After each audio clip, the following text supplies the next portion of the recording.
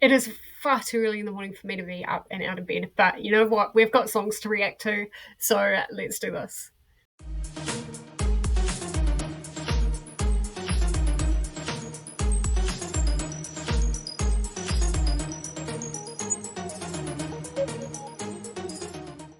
Okay, so as you can see, we have Claire. Thank you so much, Claire, for being a part of Read the Beats. Claire sent me my songs quite early this morning, and I was like, I can't leave it. So I got it really early. I made Claire's video. I've just sent that off, and now we're here reacting to it because I get these videos and I can't just like, I can't leave them. And this is, I think it's the 15th of August, which is nice and early, and that's really good because we could be moving very shortly. So I can pick my books, which is really, it's really good to have a really early, um, an early video. Let's get started. Well, I know kind of one person to expect because YouTube does this thing where they create thumbnails that kind of spoil the songs sometimes. So I know one of them is from Cher, who is a fantastic artist. But apart from that, I don't know what to think. Also, I'm loving like the red. It's vibing. Okay, let's get this started. Hi, Jess, my love. Thank you so much for asking me to be part of Read the Beats, which is on your channel. I'm really, really, really excited. I've been in a vlogging video slump for a while, so this is like my first venture back into the world of filming and booktube. So I'm really, really Nice. happy that I'm going to be part of Read the Beats, which I'm really, really excited. So the three songs that I have picked for you, I think you will be able to make work for all three of the books that you're going to be reading. I've tried to have some kind of variety, but I wanted songs that reflect me as a person and the stuff that I love to listen to. That's what this is about. Is songs that you love, the songs that you listen to, because it introduces us to different artists and stuff like that, and different songs, and sometimes pushes us to read books that maybe we don't want to read, but are actually really good. I've had many a time where that has been the case. So I'm very excited. Which it was actually really, really hard to whittle down songs that I think suit my personality and would work for picking books for a reading vlog. So without further ado, let's just crack on with three song picks that I want you to pick books for and read in for Read the Beats. So yeah, I'm really, really, really excited. Okay, so song number one. This song I have grown up listening to pretty much my whole life. I remember when it came out and how massive it was, and it's just a feel good song, and it just brings back so many happy memories Feel to me. good. And the song in question is Believe by the one and only Cher. I just loved this song growing up. I just thought it's such a dancey, feel good song, and it's like what I always love to request at parties and karaoke. It's one of my karaoke songs. I just love it. I love the message of it. It's like you don't need a man to define you, and it's like you believing in life after love, and it's just like you don't need a man to tell you like you can just be yourself and just be really free. And yeah, I just really, really love it. So I'm thinking about a person who's gone through a breakup and ends up finding themselves. And actually, one of the books that I just finished would have been perfect for this. It's called Only for the Week, where her ex ended up marrying either her sister or her best friend. I can't remember who it was. But like she ended up being the maid of honor. So like it was really weird in that respect, but she kind of comes to the point in the realization where she's like, I don't need you. I don't need a man. Like it's time for me to be strong and stand up for myself. And that was really good. I really recommend it. That would be perfect for this song. I've already read that not long ago. I'm not going to read that again. So, but that's kind of the thing that I'm going to be keeping in mind. if obviously I'm assuming you know the song Believe by Cher. There's so many versions of it. I really love Adam Lambert's version, which is a bit more of a slowed down version, but the Cher version is one that I grew up listening to, and it's just such a feel good party song. So in terms of books, you could definitely do like maybe use the word believe in terms of like maybe magic or something, or maybe like believing in ghosts or something. I don't know. So it's quite an interesting one. So I'll be interested to see your take on this song. It's quite versatile. The word believe is quite versatile. And I think the message of the song is quite versatile as well. And like, if I remember rightly, the music video is quite colourful. So there's actually a lot to go off with this. But yeah, Believe by Cher is going to be my first song pick. My second choice is a song that I have loved for a number of years. And if you don't know, I am a massive musical theatre fan. You probably do. But this musical and song in particular has definitely taken over my life recently, become like my whole new personality. I just love this. I love this musical anyway, but more recently with the movie, if you can guess what it is, I've decided. Musical theatre. There's only like 2 or 3 that's coming to mind. Phantom of the Opera, which, yes, 100%. Wicked. It could be Wicked. If she's talking about the movie that's only just recently come out, it could be Wicked. Defying Gravity. Ooh, that would be a hard one. But the other ones I was thinking of were like Cats or what's the other one I'm thinking of? Les Mis. But it could be Wicked. I'm kind of put my guess in for Wicked. To go for Defying Gravity from the musical Wicked. I told you. Movie Wicked. I just think the song is such a feel-good anthem, and it's about being different and taking your own like leap to go after whatever you want, and nobody telling you that nobody can bring you down. Everyone deserves a chance to fly is one of my favourite lyrics in the song. And Idina Menzel singing that song in the original Broadway cast, it was just incredible. And obviously we now have Cynthia Erivo, who did it in the movie, and she is just a powerhouse. So I definitely think for this song you could definitely have maybe read something that's got witches or even green or pink on the cover to obviously include Glinda in that. I know the exact book that I'm going to pick for that.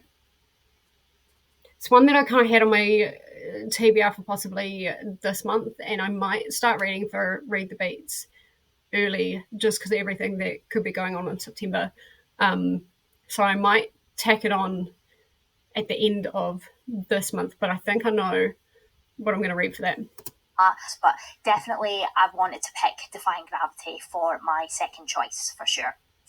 And my third song, I actually had quite a time trying to pick a third song that I thought would be something a little bit different. So I've decided to go for a song that is quite a recent a song that I have been obsessed with, and it is Forbidden Road by Robbie Williams. I almost picked a Robbie Williams song. If you guys don't remember, I'll link it. I'll link it up here. I did Read the Beats with Sarah, and Forbidden Road is actually one that I gave Sarah. Okay, interesting. It's the first time that one of the songs that I've given for Read the Beats has come back to me. That's going to be an interesting one. Might have to think about that. Robbie Williams is like very well known in the UK, and he brought out a biopic of his life. The only reason I didn't give a Robbie Williams song to Claire, because there's still heaps of them that I've got up my sleeve, is because you guys have seen Robbie Williams almost all the Read the Beats lately. So I thought I'd give you guys a break. Well, now I guess we're seeing Robbie Williams again, and I'm not mad about that. Recently called Better Man, and this is a song that he wrote for that film. And it's just something about this song, I wanted something for this reading challenge to be a bit more kind of like slow and a bit more emotional, and it's basically him talking about the struggles that he's dealt with in his life in terms of like mental health and drugs and drink and all that kind of stuff, and he's very honest about that.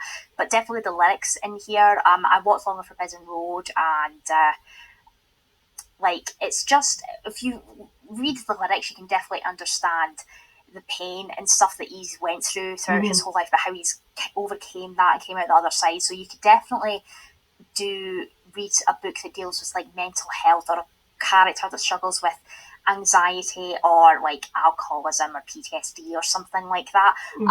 But definitely the lyrics, I think, are really definitely important in terms for people that deal with mental health issues and addiction and all that kind of thing. But the song, it's such a beautiful song. I really, really, really love it. So I hope that I can't wait to see what books you come up with for your Read the Beats reading vlog, and I can't wait to see what songs you've picked for my reading challenge and how I'll get on with those. But yeah, I can't wait to see your reading vlog and how you get on with these. So thanks so much again for letting me be a part of Read the Beats, and enjoy the reading, Jess. Bye.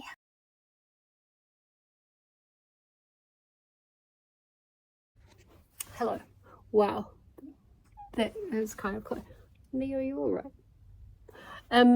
So I am about 40% of the way through Boudica, and I chose this for Believe from Cher because Boudica becomes queen after the loss of her husband, and her husband being essentially the emperor or the king of the Iceni, I don't know how you pronounce it, tribe in Britain. He essentially tried to secure their future with the Romans, but the Romans were kind of like that, and so she's queen, and she didn't start the rebellion because of her husband dying, but it's because of her husband dying that kind of led to this revolt from the Romans. So I'm counting that as like a major point in like the story, and hence do you believe in life after love. So she loved him, and he died, and now things are happening. But essentially she was flogged by the Romans, and that was quite brutal. Actually, that was more brutal than I anticipated it would be written. And then also her two daughters were more than essayed, if you want to catch my drift there. And so yeah, we're about 40% in. She's declared war on the Romans, essentially. And so yeah, that's kind of where we're at. It's an interesting story, and it's one that I hadn't heard before. It's based off true events and stuff like that actually did happen. And it's an interesting take, and it's probably a story that I would like to know more about from either other fiction or from non-fiction and stuff like that. So yeah, that's where we're at for Believe by Cher. At the moment I'm feeling a 4-star. It's not giving 5-star, but like at the same time it's really good. It's a really well written book, and I'm really enjoying myself. So yeah, I'll see you in the next update.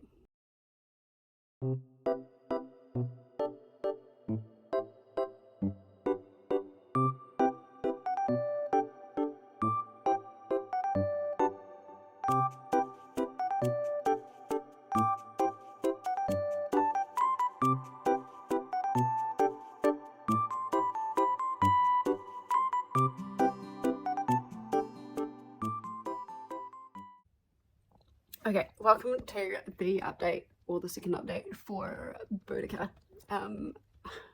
They just had the first like real fight scene after she declared war on the Romans, and it was a vibe. Like, she got tattooed, she went to war, man. And like, I don't think this is like the biggest fight that she's gonna have, but like, that was violent.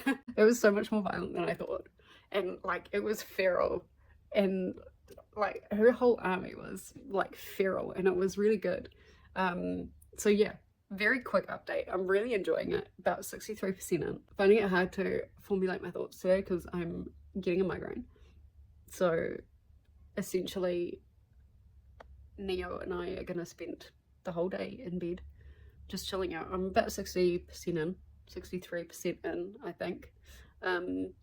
So yeah, it's gonna be good. I'm really enjoying it. I'm glad I picked it. She's definitely a strong woman, and I think for the song it works really well because you need to, not necessarily a strong woman, but you need to be a strong person to kind of get on with life after losing love and stuff like that. And she's starting to build a relationship with somebody after like a while after losing her husband. The strength that she is showing, not only starting a new relationship, making sure that her husband's will is kind of seen to and is respected. Yeah, she's very strong. Also, I'll see if I can. Let's.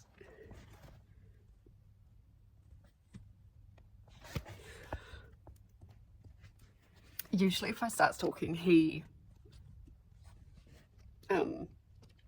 tends to get off, but he's kind of KO'd right now. So yeah, I'm gonna continue with Boudica today. I'm gonna finish it today because I've got so many other books that I need to read. Yeah, gonna finish it, having a really good time. So yeah, I'll see you at the end. Okay, so let's wrap up Boudica because I don't think I've done that. I finished it quite a while ago. But I really enjoyed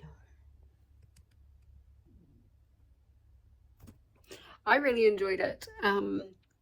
I gave it a 4-star, and it was really just like a woman being absolutely totally strong after losing her husband and carrying this army and carrying this revenge. Essentially, that's what she was wanting, was revenge for the violation of her daughters. But she was such a strong woman, and when the first battle happened, and any time that she was in battle, it's like you could almost hear the war cry, and you could almost like feel it, like you were actually there. And yeah, that was done really well. They had a point in there that was really interesting about death, because there was a death that happened that could have been prevented, and it wasn't anything to do with the war. But Boudica was saying to the grieving family that, you know, when our loved ones go to war, we are almost expecting them to die. Like if they do, it's maybe not as hard to deal with. And I thought that was a really, really interesting observation, and kind of puts things into perspective. And I don't really kind of know where I'm going with that, but I just thought that kind of thought was quite interesting.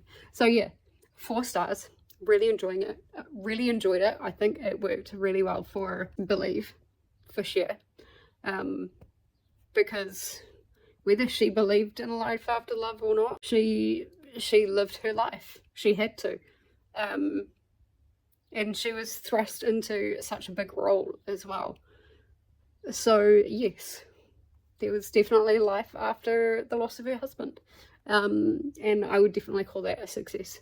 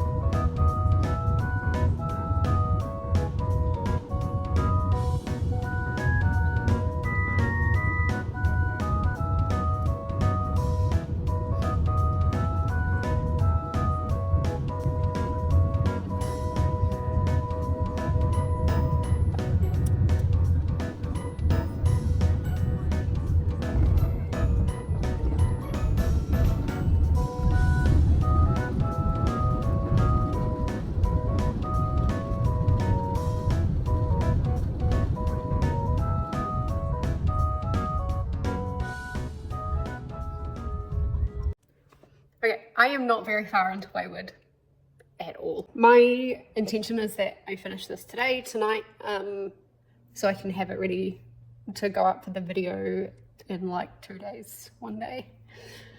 I got very sidetracked. I started reading this on the plane, which you would have seen, and I didn't get very far into it. I got to chapter 6, but it was a busy weekend.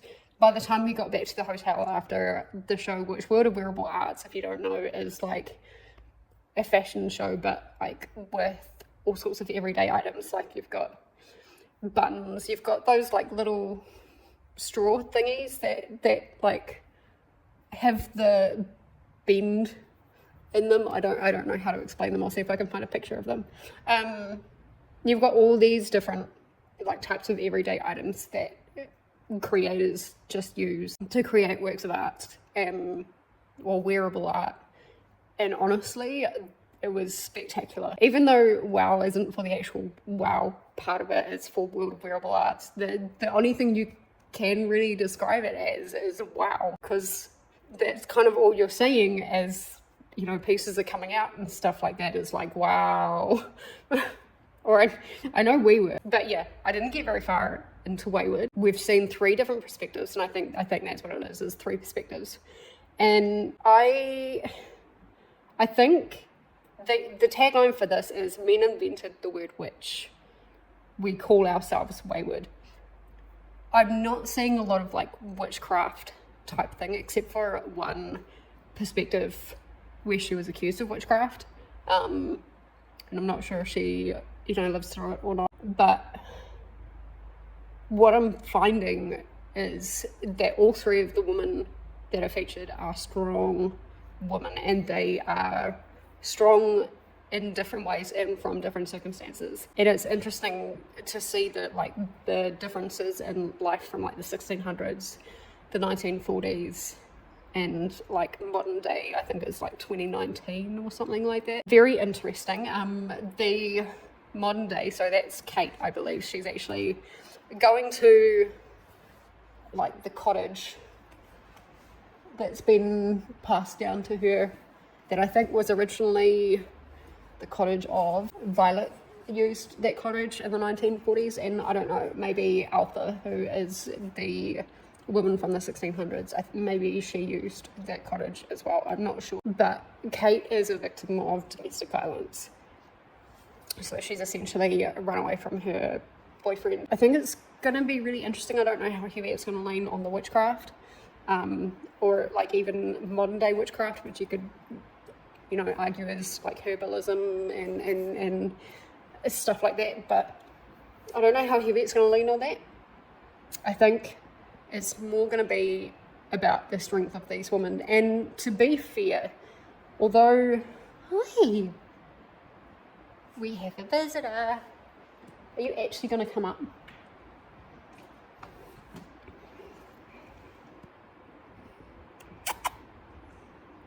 Yeah, it's raining, isn't it?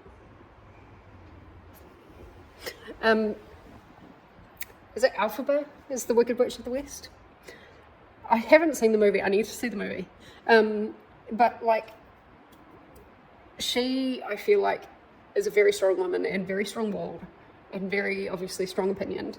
And so I think it's going to work well for that. If there's witchcraft, you know, the whole witchy element would work well. But I think I've always, at least with what I understand of Wicked, Elphaba is strong in her own way, and so I think that works really well as well. So yeah, I think so far I have picked well. You say hi? You say hi? We'll see you about halfway. I am almost 100 pages into Wayward, and I'm really enjoying it. I didn't really know what to think because I've heard some really good things, and I've heard some people were really disappointed because it wasn't as like witchy as they kind of thought it would be and how it had been advertised. But I'm finding it written really well. It's relating a lot to the type of witchcraft that I know of, not just so much the hocus pocus, rhyming spells kind of witchcraft, but it's like there's a lot of, you know, working with herbs, and then there's also a lot of talk about animals and stuff like that, and the fact that, you know, they feel things as well. So reading along, I've figured out that there is a family connection like all the way down the line. So Kate is the great niece of Violet from 1940s, and then Violet, I'm not sure how far back the connection goes, but it goes back quite far, is related to Alpha, because Alpha's last name is Wayward, and then for some reason Violet's mother got married, and so like her name was no longer Wayward, and that's how you kind of got the last name from there. But it's really interesting kind of seeing the timelines go back and seeing how things are progressing and stuff like that. Kind of to bring, you know, Wicked back into this. Elphaba kind of ended up secluding herself, and she kind of had to, because she didn't really have anyone on her side except for Glinda for a while, if I believe. And so there's a lot of seclusion of actually all three of these women in this one cottage. It's just them by themselves. Kate is still kind of recovering and trying to get used to being in Wayward Cottage. Violet at the moment has just met her cousin, and I think is starting to get a bit of a crush on her cousin. And at the moment Alpha is currently in a courtroom being accused of murdering somebody's husband, but we heard the story from the wife about like the events of what happened from her perspective, and she was hanging out the washing, or she was getting water to hang out the washing, and like basically the husband got stampeded by his cow. She dropped the pail of water, and it said in the book that it made such a loud noise that God could have heard it. Now, in my opinion, now this may just be like common sense, but you think if it was that loud, then maybe that's what set the cows off to start stampeding. Because they were very calm right up until that certain point. And Alpha just happened to kind of be walking, you know, through the farm and stuff like that, as she's done a few times, just on a walk. So yeah, in my opinion, like it was an accident. It was a tragic accident, but it was an accident. So yeah, 1600s. I mean, definitely still on theme with the wrong accusations of you know, witchcraft and Satan and all of that kind of crap. So yeah, I'm really enjoying it at the moment. Just like the just feeling Violet's energy and happiness when she's outside, and how she, you know, interacts with animals, and her love for insects. And then, you know, seeing Alpha's point of view, and her talking about like the herbs and stuff like that, and the fact that, you know, she used lavender a lot to kind of help with odor and stuff like that. Like it's herbalist stuff that's like relevant and can still be used. Yeah, that just it rings home to me. Like I feel at home when I'm hearing that kind of stuff. Obviously I feel angry about the situation that Alpha is in. I feel angry at the situation that Kate is in, and just kind of, you know, not really feeling her pain, because I haven't experienced that, but just kind of being there with her and allowing her to feel that grief and that fear. It's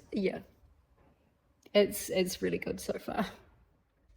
So I'm about 65% into Wayward, and I'm really enjoying it. I didn't finish it last night, and today's supposed to be the big day of editing, but wanted to give you a quick update. 63% in, really enjoying it.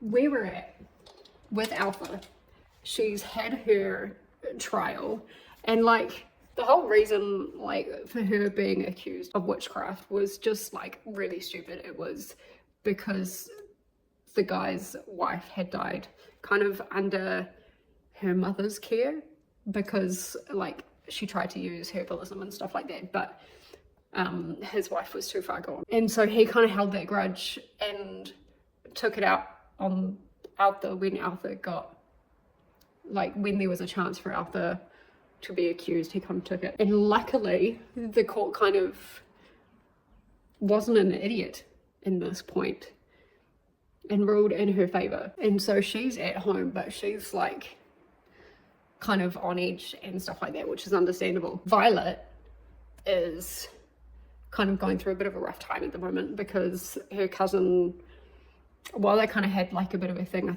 like her cousin took it too far and went further than SA. He kind of went to the R word, if you know what I mean.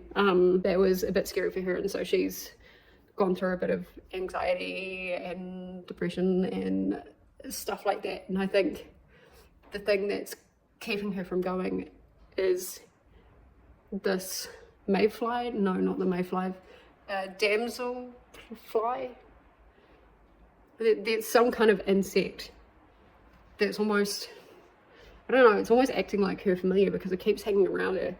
And she doesn't really know the truth about her family at this point, but the fact that her mother used to be a wayward. She's just started to get really sick after being hard, and so I kind of feel like I know what's going on, especially seeing as they've just started with this whole thing that Frederick, which is her cousin, got kicked out of school because he got a girl pregnant. And I'm like, that's obviously what's going to happen to her surely, and I'm thinking that's the reason why she's going to be disowned. Kate is starting to heal from the stuff that has happened to her. She's broke as all anything, and her baby is coming, but she is starting to get into the garden. She's starting to understand, you know, the food that grows in the garden and what it can give her, and she's starting to look for a job and stuff like that. And so she's starting to heal, and she's got her baby that is due, and so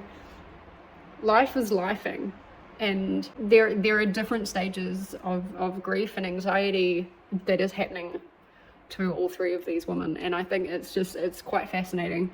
And I want to bring back for Elphaba the fact that all three of these women in the book are incredibly strong women, and Elphaba had to be a strong woman. She was very strong in her opinions. I actually watched Wicked last night, and it was very good. And like, the fact that she's essentially labelled as wicked is because she has this strong affinity with animals, and in Oz, animals talk, and it's getting to the point where like animals are like learning not to talk, and Alphaba's like, no, that's not right, and things like that. And she actually, I believe she saves the cowardly lion, who ends up becoming the cowardly lion. I thought that was really interesting. So I am going to make my lunch. I'm going to make avocado and tomato on toast, and then I'm going to continue reading. And we have finished Wayward. I actually finished it last night. I think it was last night.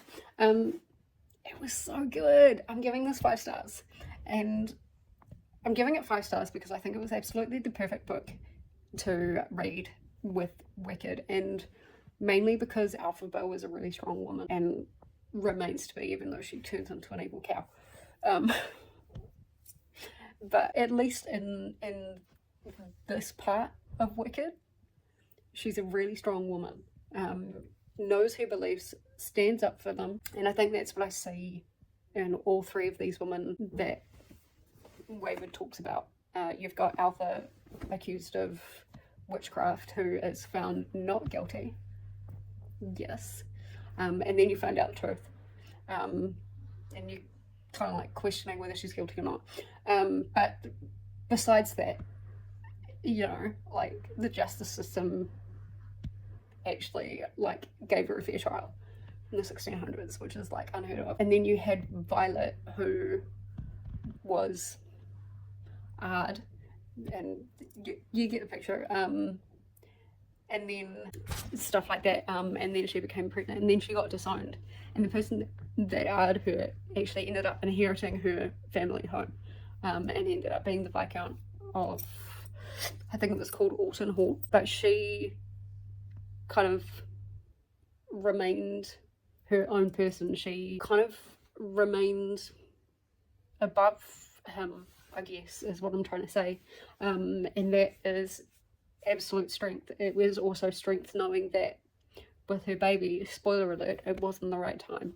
And she knew that she would never have her own child, and she got on with that. And so that's the sign of a really strong woman. And of course, Kate leaving her partner or her husband and leaving that relationship and being pregnant, coming to Wayward Cottage, as all three of the women were, and just learning how to live life by herself and find her own identity and learn how to stand up for what was right for her.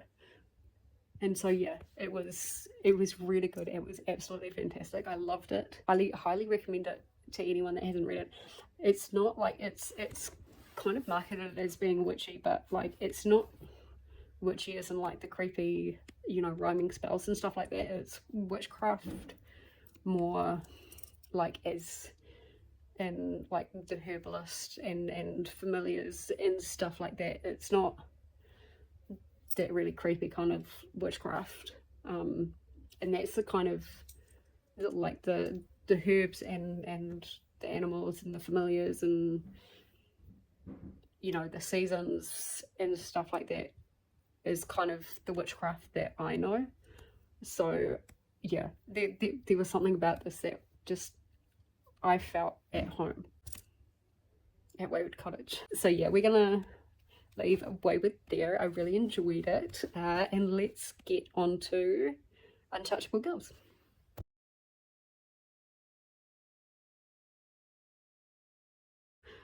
Plan for today, going to just chill out and listen to Untouchable Girls, which I'm using for Forbidden Road. It's not a long audio book, it's like 5 hours, so my speed will be like 2.5 hours, so it won't be too long, but I'm just waiting for stomach pains to chill out a little bit, and then I've got like a whole bunch of packing and stuff that I've got to do. So yeah, I'm choosing this for Forbidden Road because Jules and Linda Top back in the day were like, they were like activists and standing up for a lot of things that were wrong. And one of the major things that comes to mind when I think of Jules and Linda Top is when, this is very niche, so people may not really get the reference, but the Springboks and All Blacks tour in New Zealand, essentially a whole bunch of Kiwis actually flooded the playing field, the rugby field, to try and stop the game and try and stop the match. And yeah, I mean, obviously that was forbidden in itself, but like they are both also they're sisters, but they are both also lesbian, and back in the day that would have been forbidden as well. And so there's a few different angles that I can see that this would work. So yeah, I am just gonna chill out with the cats. The other one is on the computer chair at the moment. Everyone is just fast asleep, and it's just gone 12 o'clock in the afternoon. So yeah, it's gonna be a good reading day. Okay, so let's talk about Untouchable Girls. That was a great book for a New Zealander. Maybe not someone from another country who doesn't really know the Top Twins, but it did work very well for Forgotten Road. And Forgotten Road, I have to admit, even though it's on my favourites playlist, it's probably one of the hardest songs that anyone could have. It was a very hard song to pick for because it is quite emotional. And it does kind of talk about a journey that somebody is going through. And I took it in a little bit of a different route. I really leaned into the word forbidden, and the reason I chose the Top Twins, Untouchable Girls, is because they were activists and they were very strong in, like their political stances and stuff like that when they were touring, and in their songs that they wrote, they were very clear. And then there was also like the thing with the Springboks and the All Blacks. Again, this is a very good book for a Kiwi, or if you want to learn about some, Kiwi culture from some very funny New Zealand woman. But upon reading the book, there was a lot of reflection on both twins' lives and growing up. It was a memoir, essentially, and it was really fascinating just hearing, how they grow up and how they used to get in trouble in school and things like that, and then kind of getting to a certain age and her parents were like, right, you're out, see you later. And then they essentially had to go to the big city and find themselves, and it took them a while to start their entertainment career, and when they did very well. They were kind of playing in the smaller stuff, and then all of a sudden they got bigger and bigger and bigger. And these women are iconic, like, again, to any Kiwi. But Forbidden Road, like, in taking a journey, that works because at the time of writing the books, one of the twins, and it's been a week or two since I've read the book, so I can't remember. I think it's Jules that got diagnosed with stage 4 cancer. I know both of them have previously been diagnosed with cancer, and I think currently both of them are fighting cancer, but like I'm not entirely sure right at this point. But one of them had just been diagnosed with stage 4 cancer, and so they decided to write this book. And it was such a pleasure to just go on this journey with them. So it worked really well. I gave the story 4 stars, and I think that it was more for nostalgic reasons. I don't know how this would go with anybody else, but it definitely worked for me. And I think the song in itself was written for nostalgic reasons, like from Robbie's point of view, so that kind of works as well. But yeah, it would be really interesting to see what you guys would pick for Forbidden Road, because that was a hard one. That took me quite a while. That actually took me a couple of weeks to find a book for that one. So yeah, what would you guys have chosen? This is going to be the end of the vlog. I'm currently editing it right now. Thank you so much for coming along this journey with me. It's been pretty much, I think the theme of this whole vlog has been the strong woman. We had Boudica, very strong woman because she had to be. We had the 3 women from Wayward. Again, they had to be strong women. And Kiwi, very strong Kiwi woman as well. And I do just want to touch really quickly, I said about the forbidden nature of being lesbian. Now, back in the 80s, there was a reform where it was no longer illegal for gay men to sleep with each other. It had never been forbidden for lesbians, but for men it was forbidden up until the mid-80s. But women often got discriminated against very much like men used to. So yeah, there was that, but they were very open. They were very open with everything. So yeah, I hope you enjoyed this vlog. I hope you give some of the books a go, and I will see you next time. I will not be doing one for a couple of months, just because of things happening. But if you're doing a scare-a-thon, you're obviously doing Read the Beats if you're doing one of the smaller scares. If you're not doing a scare-a-thon, check it out. And check out Read the Beats. Play Read the Beats yourself. And yeah, I will see you in the next episode in probably a couple of months. Bye, friends.